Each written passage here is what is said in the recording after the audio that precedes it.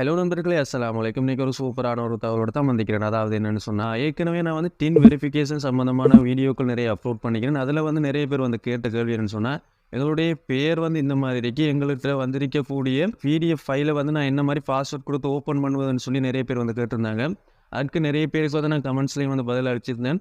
அது சம்மந்தமான வீடியோ தான் இந்த வீடியோக்கு போகிறதுக்கு முன்னால் நம்ம சேனலில் புதுசாக பார்வையிடக்கூடிய நண்பர்களாக இருந்தால் கீழே இருக்கக்கூடிய ரெட் கலர் சப்ஸ்கிரைப் பண்ணி கிளிக் பண்ணி சப்ஸ்கிரைப் பண்ணிக்கொள்ளுங்க. கூடவே அந்த பெல் சிம்பலையும் கிளிக் பண்ணிக்கொள்ளுங்க. ஏனைய சோசியல் மீடியா அக்கௌண்ட்ஸில் வந்து ஃபாலோ பண்ணிக்கொள்ளுங்க. வாங்க இன்னைக்கான வீடியோக்குள்ளே போகலாம்.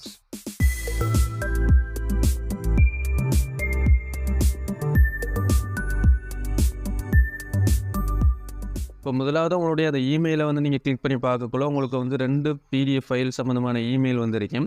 இப்போ அது ரெண்டுக்குமே வந்து ஒரே விதமான பாஸ்வேர்ட் தான் வந்து அவங்க கொடுத்துருப்பாங்க. இப்போ உதாரணமாக நீங்கள் அந்த இமெயிலை கிளிக் பண்ணி பார்த்தீங்கன்னு சொன்னால் உங்களுக்கு அந்த இமெயிலில் வந்து கீழே வந்து பிடிஎஃப் ஃபைல் வந்து தந்திருப்பாங்க. நீங்கள் அந்த பிடிஎஃப் ஃபைலை கிளிக் பண்ணக்குள்ள உங்களுக்கு இந்த மாதிரி ஒரு பாஸ்வேர்ட் ஆப்ஷன் வந்து கேட்டிருப்பாங்க.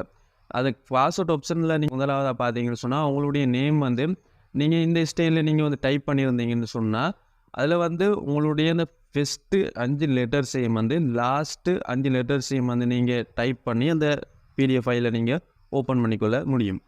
இப்போ இரண்டாவதாக பார்த்தீங்கன்னு சொன்னால் நீங்கள் இந்த மாதிரி ஸ்டைலில் வந்து உங்களுடைய பேரை நீங்கள் கொடுத்துருந்தீங்கன்னு சொன்னால் ஃபஸ்ட்டு 5 லெட்டரையும் வந்து லாஸ்ட் 5 லெட்டரையும் கொடுக்கணும். இதில் வந்து நீங்கள் அந்த ஸ்பேஸை வந்து விடாமல் நீங்கள் டைப் பண்ணிக்கொள்ளணும். டைப் பண்ணி அந்த பாஸ்வேர்டை நீங்கள் வந்து ஓப்பன் பண்ணிக்கொள்ள முடியும்.